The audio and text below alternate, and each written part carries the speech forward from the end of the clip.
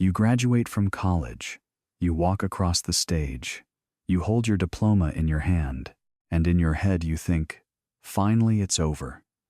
I don't have to study anymore. Then you start working. Your first job, then the second, maybe even the third. You get busy. Deadlines, meetings, KPIs. You stop reading books. Stop taking new courses. Stop updating your skills. You tell yourself, I already have a degree. I already have experience. That's enough. 5 years pass, maybe 10. One day, you look around and notice the most uncomfortable thing. Someone younger than you gets promoted.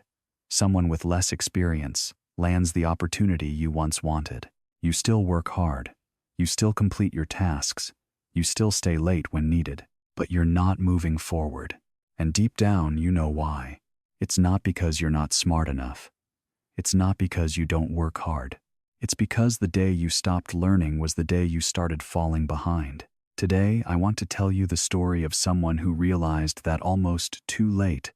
At a mid-sized tech company in the heart of a busy city, there was a 3-4-year-old man named Rob. Rob was a project manager, bachelor's degree in business administration, strong resume, a smooth start to his career. In the early years, everything went according to plan, from coordinator to specialist, from specialist to project manager. He worked hard, 40 hours a week, sometimes 50. Deadlines always met. His boss trusted him. His colleagues respected him. Then one day, a senior project manager position opened up. It was the role Rob had been waiting for over 2 years. He was almost certain he would be chosen. But the promotion went to Jessica, 28 years old. With the company for only 3 years, Rob sat across from his boss and asked why. The answer was gentle but painful. Jessica brings a fresh perspective. She's been studying agile AI integration, advanced analytics. She's more up to date. More up to date. Rob had 6 more years of experience than she did. He had managed twice as many projects. But being more up to date was what made the difference. That night, Rob sat quietly in his living room. He tried to find another explanation. Then he remembered something. The last business book he had read 7 years ago, required for a college class. The last workshop he attended 5 years ago, because the company made him. Meanwhile, Jessica was always talking about a new podcast she was listening to, an online course she was taking, a conference she had attended over the weekend. Rob used to think she was doing too much. Now he was starting to understand she wasn't doing too much. She just never stopped learning. But Rob pushed the thought away. I have real-world experience. That's enough. And he stayed in the same position for another year, until the second shock hit. The company announced a restructuring, a shift toward AI and data-driven decision-making. During a mandatory training session, the instructor asked, "Who here understands the basics of machine learning?" Out of 24 managers, 19 raised their hands. Rob didn't. Neural networks, predictive analytics, automation workflows. People were discussing them as if they were speaking a shared language. For the first time in years, Rob felt outdated.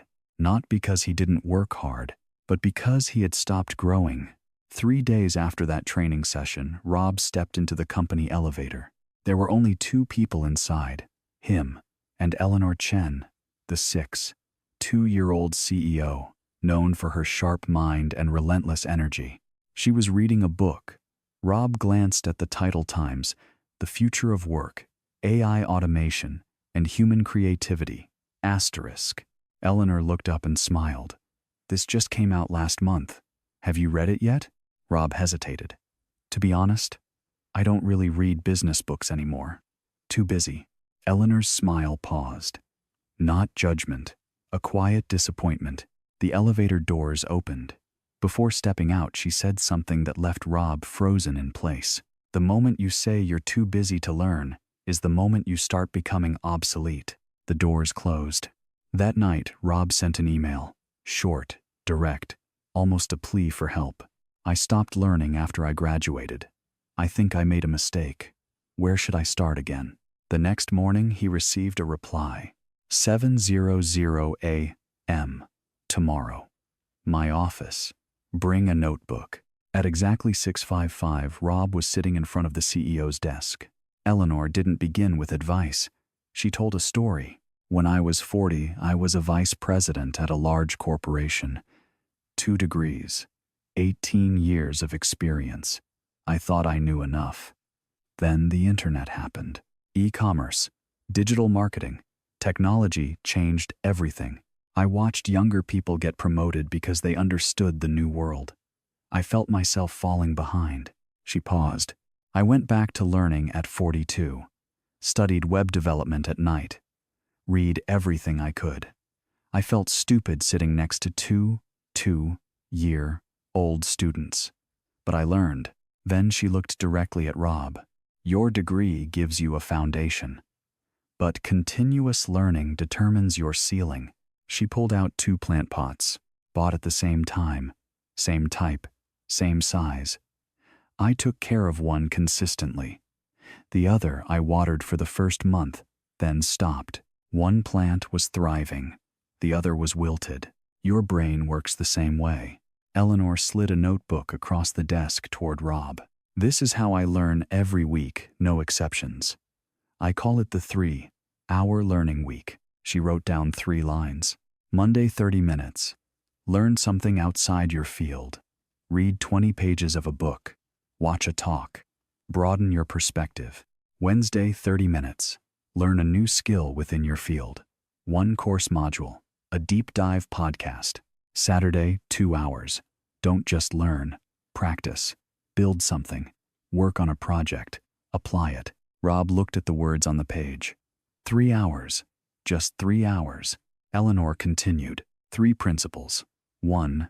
Knowledge that's more than 5 years old and hasn't been updated, consider it obsolete. 2. Every quarter learn something that scares you. 3. If you don't apply it within a month, you haven't truly learned it.